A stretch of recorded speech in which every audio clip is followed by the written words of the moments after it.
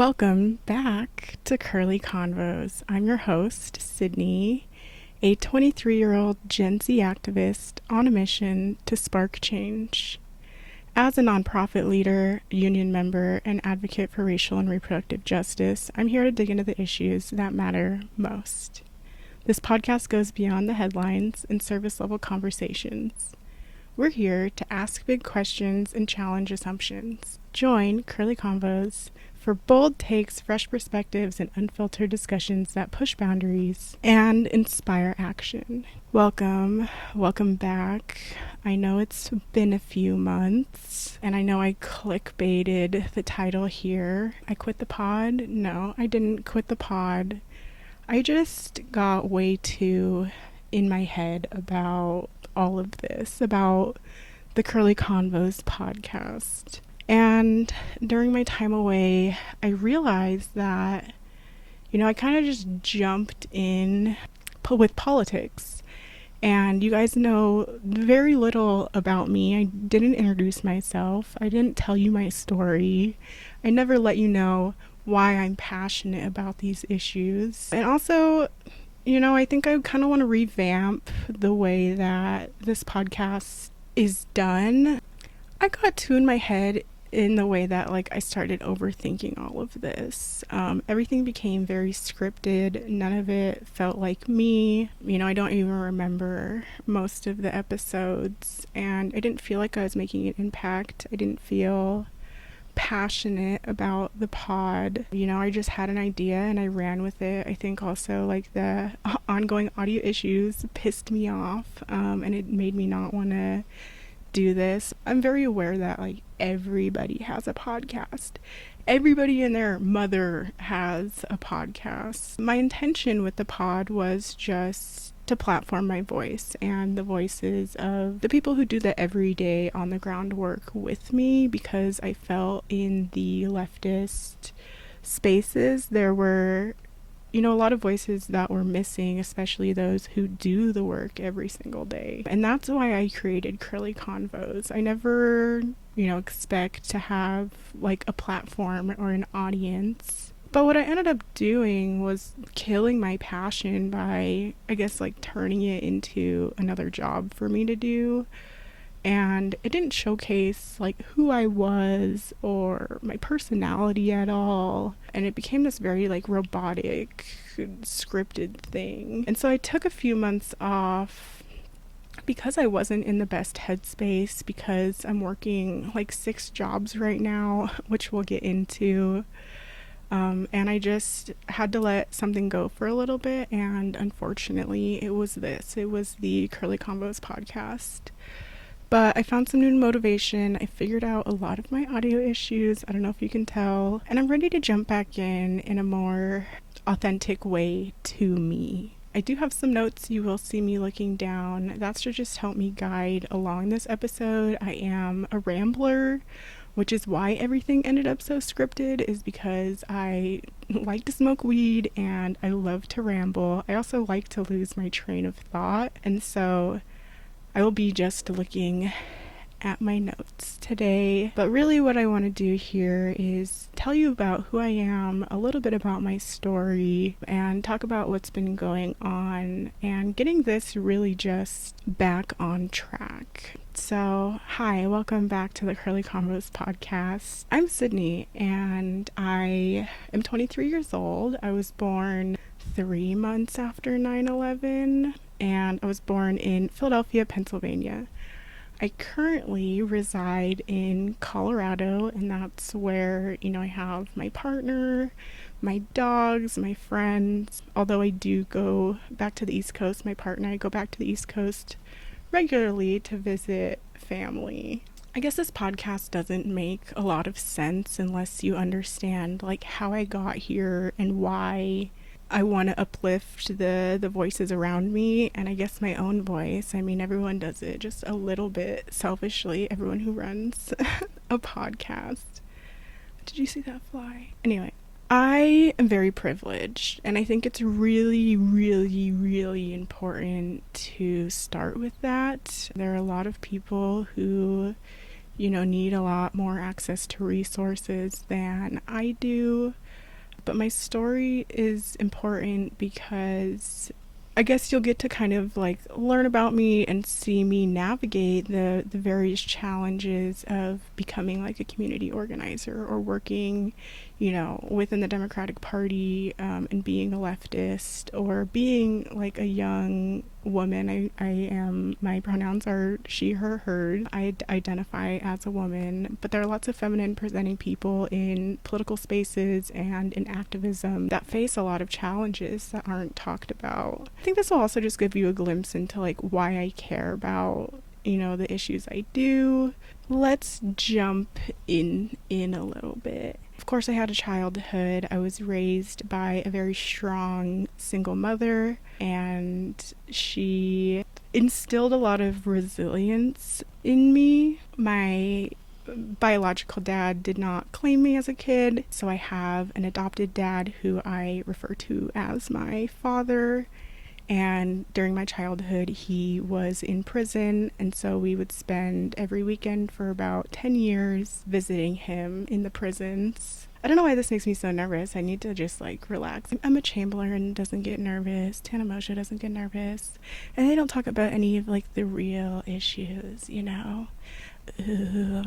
God damn it, this is me getting distracted. Anyway, we would spend a lot of our time as children. My mom kept us busy. She worked full time all across southern Colorado, and a lot of the time she would have help. So whether that was like someone to take us home from school or maybe a nanny, but I saw my mom work hard the entire time I was around her, my entire life. I have a little sister. She is an icon. She is also, probably one of the meanest people you will ever meet. She keeps me humbled constantly. But visiting my father in the prison systems, we really learned what it was like for someone who was incarcerated. And so a lot of my like racial justice work was around the prison and industrial complex, and it still is, because of what my dad experienced, what my mom experienced visiting him,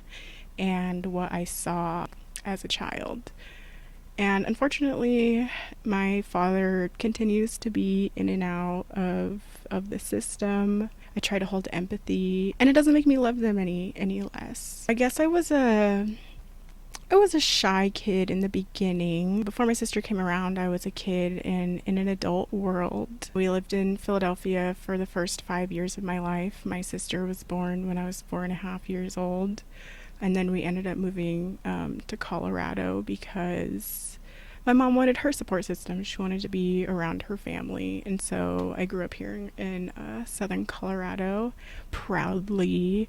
I know there's a lot of hate. A lot of the Denver metro area people don't understand southern Colorado culture or community. But I very proudly come from southern Colorado and was raised here.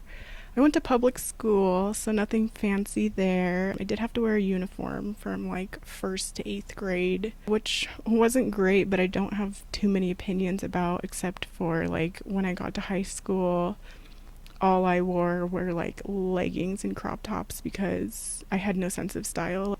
And then I went to high school for a bit. I was very depressed growing up. I was pretty severely bullied for, in my opinion, like all of the facial features that are not white passing. I was very aware as a kid that like I looked a little bit different.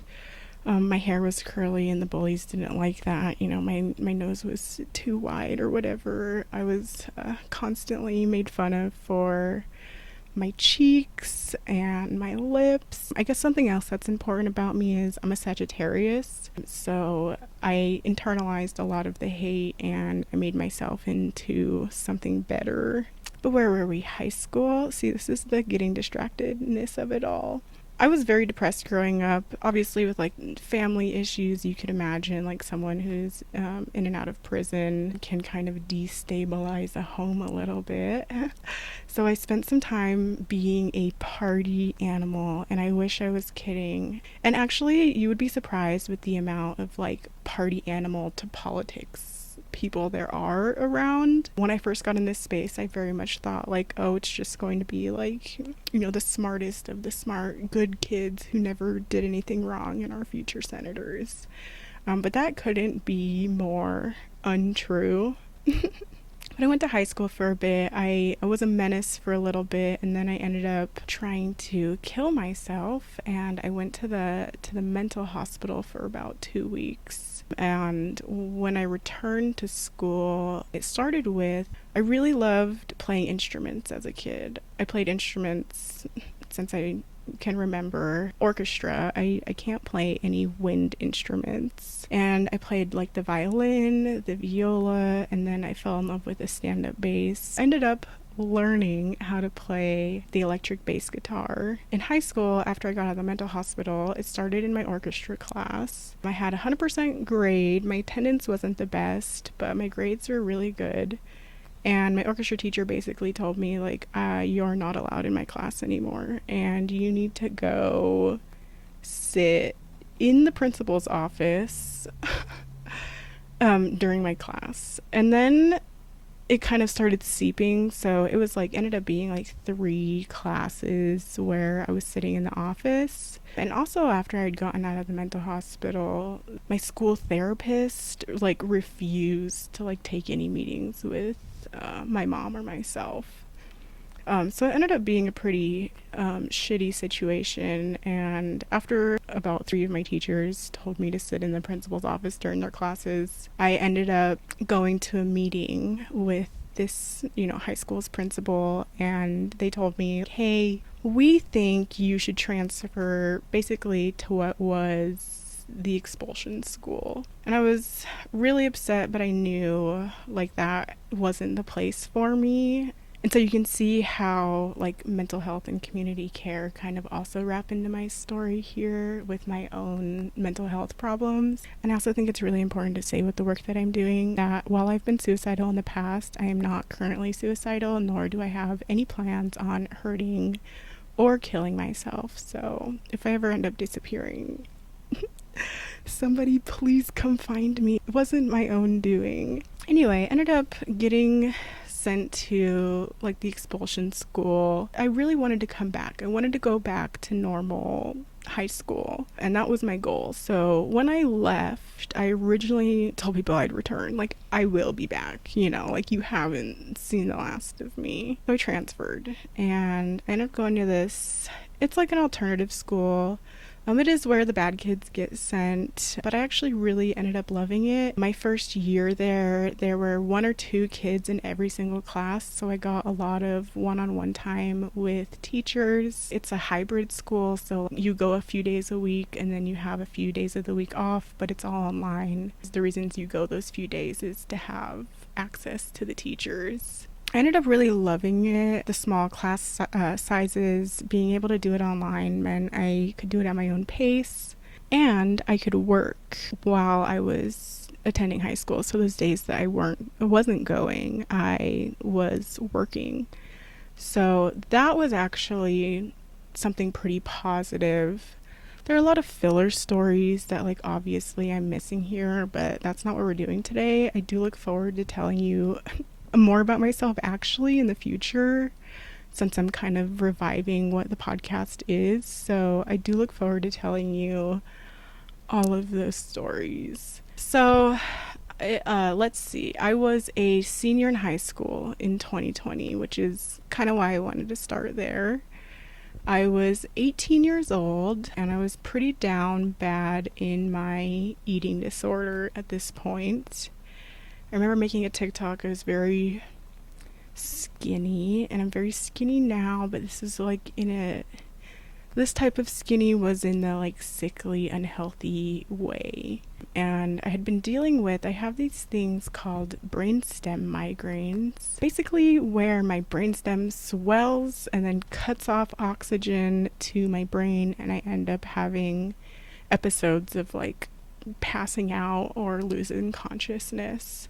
Dealing with that since I was like 17 really brought my mental health down. It really affected like my everyday life, and I think on like some level I had just given up. Yeah, I just wasn't on track. Like I wasn't focused. Growing up I really didn't know what I wanted to do. Like a lot of other kids say like, this is what I want my future career to be. And like, sometimes I'd say like I want to be a lawyer, or I think when I was young I'd tell people like I want to be president, and someone told me a woman can't be president. So I was like, okay, then I want to be a lawyer. But I really lost a lot of purpose like in middle and high school. I didn't have any passion for anything. I was very depressed. I really didn't think that I would have lived till I graduated, until I turned 18. So I'd never made any future plans for myself. I never looked at colleges, not even online. I just didn't think I would be here. But I remember it's 2020 and I'm sitting on the couch. I'm scrolling through TikTok, and all I could see for weeks was George Floyd being murdered over and over and over again on Instagram, on Facebook. People were sending it to me on Instagram. I hadn't done anything, like activist-like before this. Nothing had ever given me that drive, but I just couldn't ignore it. I couldn't just lay on the couch and do nothing. And so I got up and I went down to a little spot, and I spray painted George Floyd's name. You can no longer find that painting because I am not a graffiti artist, and I didn't at the time know about the culture, and so like you obviously can't paint over someone else's work. So when I did that, they came over and covered it up, but they knew I wasn't being malicious. So they did end up putting like "fuck the police" under their new art for me. So I'm not mad about it. Actually, I was the one in the wrong there. And then I thought to myself, like, okay, like what next? Because like, how do you make change? How do you make a difference as like one little person? I went on the hunt for sidewalk chalk, which I at that point hadn't probably used in a decade or so, and I went through every single police incident report in my city, and I found a list of all of the police and sheriff shootings here, and I took that list as well as like the national list of people who have been murdered by the police. And I would have like a physical paper I would print out, and I would go down to different locations, the police station, like public parks, sometimes like the Riverwalk we have here, and I would spend 8 to 10 hours every single day, starting at 4 a.m. Okay, let me just put this. I didn't want to be harassed, but I also didn't want to disturb like normal going-ons. I wanted to make my point without directly disrupting in the beginning of my activism. So I would go out at like 3 a.m. I would spend like 8 hours, like chalking names all over the skate park beautifully, chalking names all around the concrete of the police station, chalking names downtown on the Riverwalk, just sort of as like my own public outrage. I did this every day for months, and I started getting some community attention, both positive and negative. I had people, like spit on me or like tell me that, I also deserve to be dead for sympathizing with the families of these victims. But I'd see my work on community pages. I would see the families of those victims finding the work and sharing it. And I don't think I was doing it for public attention. I just needed some sort of outlet, and that was the best way for me. I wasn't working at the time. I'd do this in head to toe black, 98-degree heat, just dying. And all of my fingers, because I would use the chalk pretty hard, so like my knuckles, the edges of my knuckles would be all scraped up. I would sometimes just like put some electrical tape around them so I could keep going without it continuing to scrape off my skin. But I eventually had more young people start to message me and ask me how they could join me. And so I kept doing the chalk for a while I thought about that. And I think there's one really important story that still stands out to me, where I was at the police station and I see an older woman kind of looking at the chalk that I'm doing. And she approaches me after a while, and I kind of had moved out of her way a little bit because I didn't know like if she was going to give me a positive or negative reaction, and I was just trying to let her through. And so eventually she speaks to me and she goes, "How did you get this name?"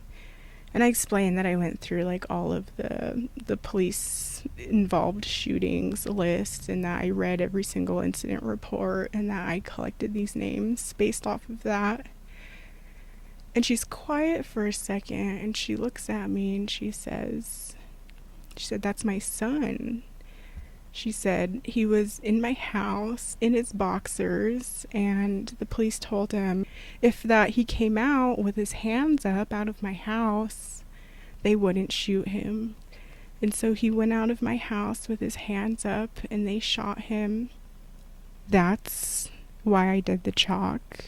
I didn't know how to verbalize it when I was 18, but I told people like I did it because these people no longer could. I wanted people to remember them. I wanted to be able to write their names. But that was kind of like really the catalyst for how I got started in this. It was just something small. It was just sidewalk chalk. And so I figured out how I wanted to use the energy of the people who wanted to help me, how I could further the cause. And so I ended up creating a little group. It was called the Young Blood Advocacy. And at this point in time, I was facing a lot of ageism, being 18. So I was kind of jaded already then.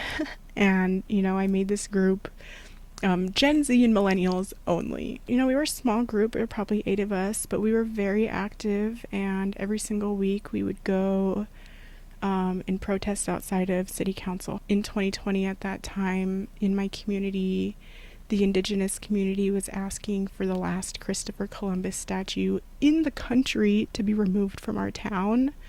And it was a huge issue. There were protests every single week about it. And so we would go and support the indigenous community. I would write names in chalk there. I would write names of missing and murdered indigenous women.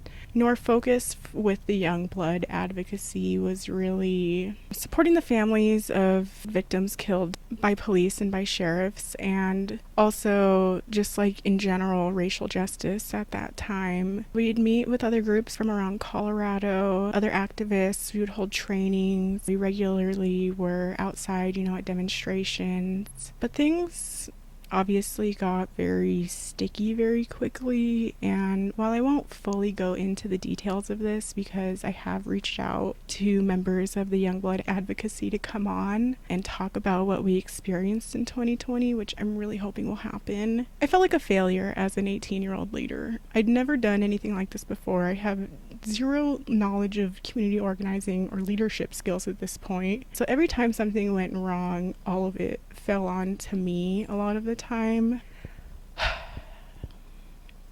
There are a few key moments that really stand out to me. One is we were having one of the Sunday protests at the statue with the indigenous community. Despite all of the false narrative from the media, like none of these were aggressive protests. Like we got together, the indigenous community celebrated and played music, and we had speakers. There was a young girl and she was standing on the edge of the sidewalk, like near the street where we were on. A young white man in a pickup truck pulls up. He opens his door and I just start sprinting towards this young girl. screaming while filming, that's a child. That is a child. Leave her alone. Why is your door open and why are you talking to this child? Another moment that stands out to me, so 12 of us were blocking a street and the police come. In the 12 of us, like maybe 5 of them were kids to make up the 12 of us. Basically, police came, shut down the entire area and said, we will tear gas you and these kids if you don't move. And I think like a third thing I again just want to briefly touch on, because I really do want to bring former members of the Young Blood Advocacy onto this podcast. One of the names I would frequently write in 2020, the police shot him when he had his hands up. In the videos you can clearly see that his hands are up and he did not have a gun. So we were at the sheriff's house who had killed him, and we were having a little protest on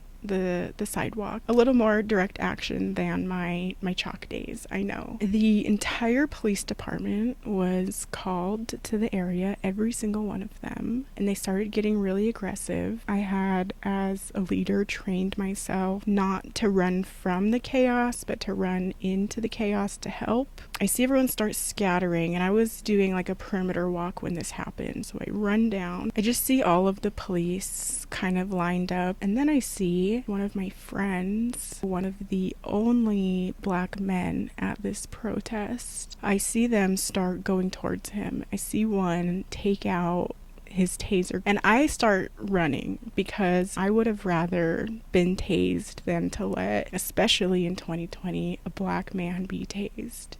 So my thinking in my head was I was going to run and interfere. And faster than I could get to him, the police circle him. One pushes me to the ground, like on my back. I was wearing a backpack. I remember hitting my backpack. Very quickly put him into a ambulance and they leave with him. They will not tell us where they are taking him. They will not tell his brother where they're taking him. And we don't know how he is after he was just tased in the chest. I do some yelling, I get all the names and badge numbers, I'm on Facebook Live. Eventually someone tells us where he is, so, I message my group because, again, people scattered. My group was upset with me for not running with them, which I understand, but I was really upset with myself. So we ended up going to the hospital, and because it's 2020 and COVID is also happening, they won't let his brother in, but we were able to talk to him on the phone. We were able to verify that he was alive, and he was later released that day. And while he was in the hospital, I spent my time, because I'd been doing this for about a year, maybe less at this point, I'd educated myself on community organizing, so I knew like what bail funds were and how to access them, and I had a connection with one of the people who ran a bail fund here in Colorado. So when the situation happened, I immediately called her. I made sure anything for bail was all set up. I called some older activist mentors of this young man to come down, and I told them what happened. Came down, and one took me outside. They said, "Hey, can I speak to you outside?" And I was like, "Yeah, of course." So I go outside, and this grown-ass man tells me, an 18-year-old, that everything that happened that night was my fault, that I was a stupid little girl, and that I was irresponsible. And so I tried to justify myself. I tried to tell him, like, I had everything set up. I did everything right. Like, I had the bail fund set up. Like, I called you guys. Like, I did everything I humanly could to make sure that this at least had a better end outcome. And he told me that he didn't want to fucking hear it, and that I was stupid. They already had bail money figured out, so they didn't need my quote-unquote little bail fund. And then they told me that they would never allow the 2 young men who joined us to ever do actions with us. So that was my first, big beat down in the activism community. And then small things started happening. It started with an alley fire behind the house I was living at the time. And then my mom's truck was set on fire. And then my house was shot at. And, I was 18, I was living at home, and I remember me and my mom were standing in the kitchen when it happened the first time, and we crouched down, and I look at her, she looks at me, and she says, "This is all your fault." I think that was the second blow to me during this time doing all of this work, because like not only was I fighting internally to learn more and do better, but I was also being blamed for a lot of the ways that things were happening. Even though they weren't all my fault, I will absolutely take accountability for the things that I did do wrong. But in a lot of these situations, I was genuinely just targeted, or my friends were targeted, and I ended up being the scapegoat because I was young and I was a girl. They came back. They shot up the house a second time 24 hours later. It was definitely a message. It was definitely a message to me. My neighbors were very supportive, and when, you know, the truck caught on fire, my neighbors were there to help us put it out. And when the house got shot up, my neighbors were in their car chasing down the vehicle that just shot up the house. So I'm very thankful for my community. But then there's more. I don't know, like a year and a half at this point. My group lasted past 2020, which was really great. And this is not 100% my story to share, so it's going to be very vague. We had a Signal group chat, and one of the members shared her story and the name of her abuser, and somebody in the group messaged her abuser and told them that she was sharing this story with us. My heart is beating so fast right now. This still makes me so incredibly upset. So this person puts me and his victim into a group chat and basically starts berating the victim. I tell this abuser that if he wants to fight with me, I'm all here for it, but he will not be traumatizing this person again. Remove that person from the chat, and so it's just me, and I will always believe victims. So still, if you're listening to this, go fuck yourself. But the thing was, this person was an activist as well, this abuser. So when this happened, I of course didn't go sharing the story around because one, it wasn't my story to share, and two, in my opinion, as an abuser, if you go around trying to slander your victim, I think it makes you look more guilty. And that's exactly what he did. He went around the activist community at the time and got me exiled from the community for standing up for what I believe is right. And it kind of also split the activism community. Like, there were people who of course believed us and supported us, but there were those who didn't. My mentor ended up dying, and we butt heads a little bit, but Rita was amazing. I was a stubborn 18-year-old, and she had a lot to teach me, and she really did teach me a lot. I was in the group chat for like information about her funeral, and this abuser chimed in and was like, I don't think she should be allowed at the funeral. So after all of that, after about a year and a half in activism at 18 years old, I ended up leaving because, you know, my mom blamed me. She told me, this is your fault, you're putting our family in danger. I couldn't disagree with her, so I quit. I stopped doing all of it, not because I wasn't passionate about it. When you're learning about movements and community organizing, you're often taught about Ferguson, and there were wonderful, powerful activists in Ferguson who were later found dead in their vehicles with the vehicles on fire. A lot of that is always in the back of my mind. I was also very traumatized post shootings. I became very on edge all the time, constantly looking, over my shoulder. I became very, very, very paranoid to the point where I couldn't even live life comfortably. So I ended up leaving activism for a little bit. I worked at Home Depot, which I fucking hated. I then wanted to see if I liked real estate. I worked in real estate for I think about a year, but being on the wrong side of that issue, being an assistant, working for a realtor, working for a landlord, it really put housing injustice right here, straight up in my face. Why are we charging people to apply for housing? You're going to charge them rent if they get it anyway. Why are there rental application fees? I had one tenant who would regularly call me and be like, my floor is smushy from black mold, but she wouldn't get any kind of support or response. It just really got me, and the amount of money I was seeing. And then, on the other hand, people who are trying to buy houses who are giving everything just to be able to purchase a house. Housing injustice is really disgusting, and I was just really too close to it. Also, real estate isn't my passion. ended up leaving real estate. I learned a lot about like tenant rights, and I'm very passionate about policy around housing. Anyway, so fast forward a little bit, I'm sitting on my boyfriend's couch now. So in the beginning of 2020, I was sitting on my mom's couch when everything first happened. And now I'm sitting on my boyfriend's couch. I'd moved out of my mom's house at this point. I was 20 years old, and I get a message from a mentor of mine from 2020. And she says, have you heard of the rumors that they're going to revoke Dobbs? And what are we going to do about it? And I remember thinking, who the fuck is we? Like, I haven't been doing activism for like a year and a half now. Like, what do you mean, what are we going to do about it? She invites me to a rally, and this is the first time since all of that I'd come back to activism. I fought all my fears, I fought all my anxiety. I'd just been laying on the couch for a while. I'd been very depressed. So I went to the protest, and I saw my mentor for the first time in a couple of years. And I just remember feeling the life being breathed back into me. Like my spark was back, like my mind was going 100 miles per hour.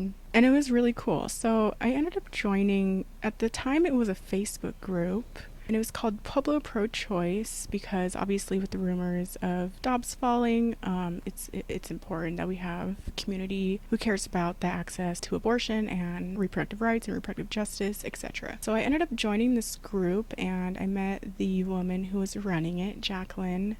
You know, the rumors did result in them overturning Roe versus Wade, the Dobbs decision. So we had a huge protest, and that's where we really got to connect. And then me and Jacqueline and another woman ended up turning Pueblo Pro-Choice into something huge. Not long after they revoked Roe versus Wade on a national level, my local city council tried to do a citywide ban of abortion by limiting the mailing of abortion tools, which is just so ridiculous. So they brought in this guy from Texas. He sucks. What he does is he goes around the country and tries to pass these local ordinances in towns to ban abortion. A city councilor found him, or he found her, and basically wanted to do one of these bans in Pueblo. Let me tell you, you can't ban tools used for abortion. Like, there's literally no such thing as like an abortion tool. They would have to ban things like medical scissors, like the suction they use in surgery. And so it would have greatly backfired. And we had both of our local hospitals actually come to city council and be like, no, this is ridiculous. This would greatly harm us. This would harm people who are trying to have babies and who are trying to access abortion care. Like, this is ridiculous. Me and the two women who founded Pueblo Pro-Choice, we were able to mobilize about 400 people in our community to show up to the city council meeting and make sure that they voted it down. And we were successful. And I just turned 21. I think it was like 4 days after I turned 21 that I went through this ordinance situation that ended up being really good. And after we had won the ordinance, we had went out to celebrate afterwards, and I had approached one of the women who worked at, and I said, hey, I've been thinking about this a lot. If you have any future job openings, I would love to be considered, because I really do want to move out of real estate and full-time into this work. And that's kind of exactly what happened. So we're gonna fast forward a little bit to like where I am now. Right now, I'm currently working a lot of different jobs. I work at a reproductive rights organization that's statewide. I am proudly the vice president, the digital director, and a co-founder of a local nonprofit called Pueblo Pro-Choice. I was elected to serve as the first vice chair of my local Democratic Party, and I've also been elected to serve as first vice chair of the Colorado Young Democrats statewide. I am proudly a part of my staff union and always will be, and I also now am on the executive board of Southern Colorado Labor Council. I also am a co-leader of my local Young Dems chapter. So there is a lot going on Obviously, it's been about 3 years now that I've been back into the activism space and the community organizing space and the nonprofit spaces. Anyway, so that's kind of how I ended up where I'm at today. That's kind of like my activism journey. And I was able to do some really cool things after shutting down the ordinance. A few things that really come to mind that I'm proud of myself for, I guess, is I submitted a abstract to a public health symposium, and I was able to present about access to abortion care to a bunch of public health students and professionals. Another thing I did was I graduated from Emerge Colorado. Emerge is a national group who teaches women how to run for office and win, and I'm one of the youngest Emerge Colorado graduates ever. I helped put menstrual products in all of the middle and high schools here in Colorado. A second ordinance came around, so we mobilized and we got that one shut down. And being a part of my staff union, I think are some of the biggest highlights from the last 3 years. Okay, so like that's about me. And so now I want to go back to like the rawness of this episode. No, I'm not quitting the podcast, but I think it's really important that I start being more vulnerable, more personable, more human. Everything's just been kind of crashing down. I think the last episode that I filmed was with a good friend, Jack, who was one of the leaders for the Young Den group that we kind of co-ran. I still kind of co-run. And I think that, when Jack left, he kept kind of telling me like, I'm sorry, and I don't think he was sorry that he was moving. He knew the impact of losing another young leader, and that kind of sticks with me. And I kind of did like crash out a little bit. I've been kind of crashing out the last few months. I've been going through like a union struggle at work, and it's never easy to unionize. I do feel that it has taken a small piece from me. And another person was on my podcast, she was affected through the unionization process and as well, and that really greatly impacted me. And that's just kind of why I haven't been here. But this is like why I've been down. I feel like, especially in the political climate, my first episode was about Donald Trump winning, and everything, every day, every week, all of the headlines just continuously get worse. And we've also been watching a genocide for like 2 years now, and working the way I am. It really had killed pieces of me, killed my personality. I've lost myself seeing organized and passionate young people lose over and over again. So that's exactly the headspace I've been in. And there's so many other like external factors. Like, I've always felt pressure, external pressure, specifically from my family, do good and like go to college and like have a normal career, probably in real estate, right? Like, I had this all laid out for me. Like, that's who I was supposed to be. That's what I was supposed to do. They never say it. They would never say it. But a small part of me just feels the disappointment, especially around me not getting like a formal higher education.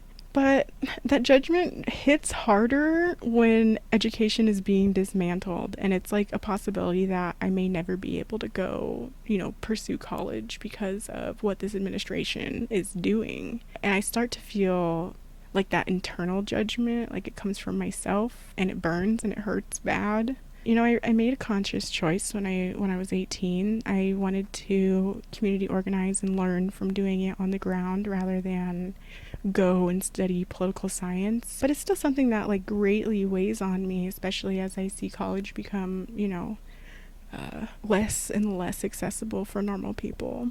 I also face a lot of like imposter syndrome.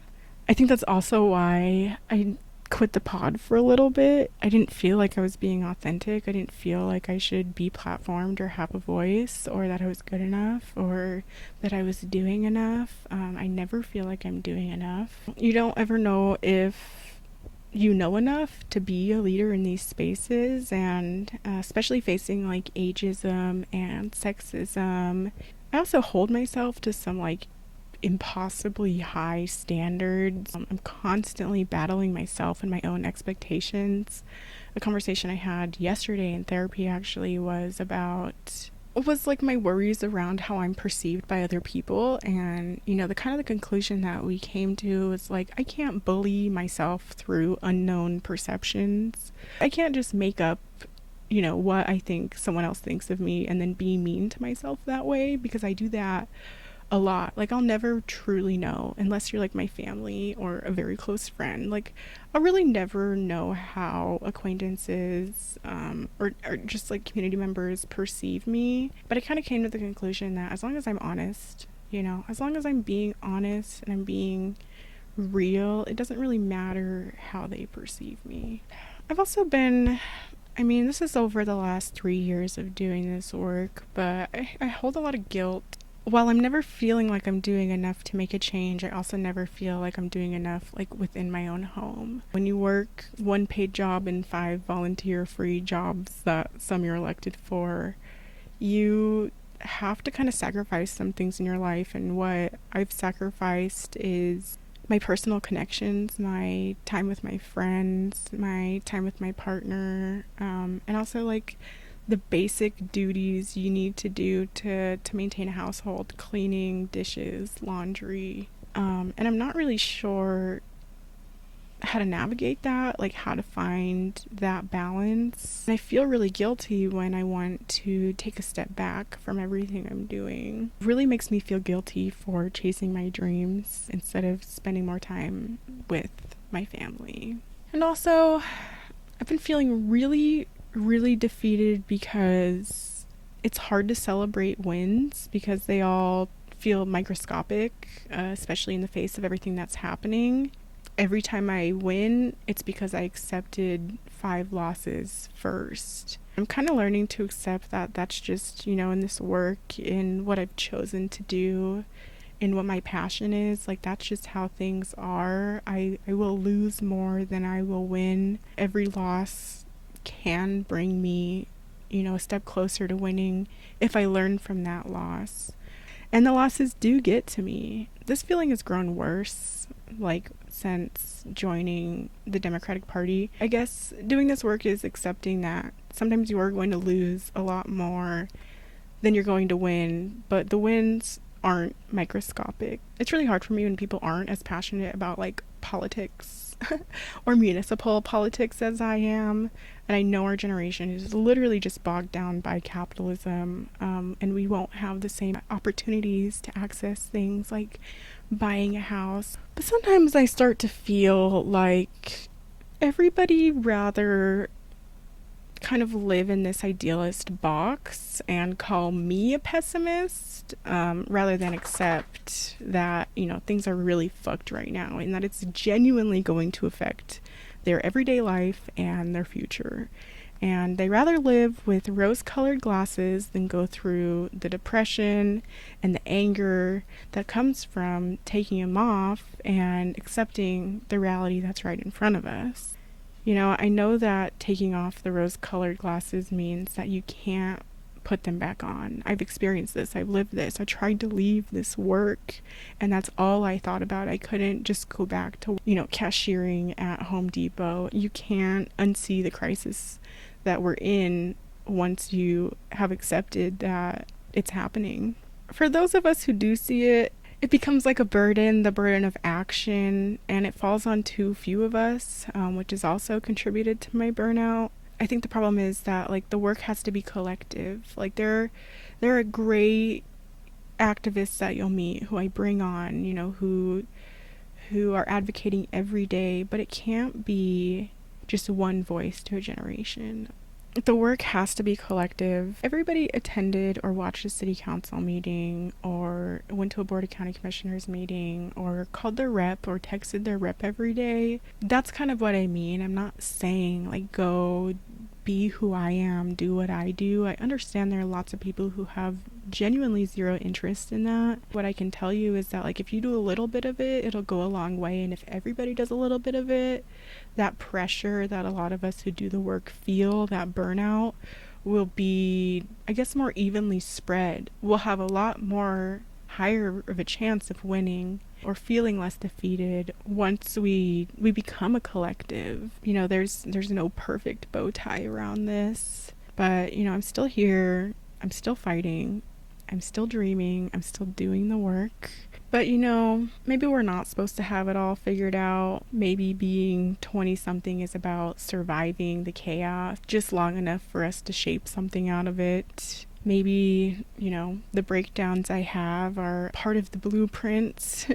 Maybe that's how I learn, and that's what's going to nourish me and what comes next.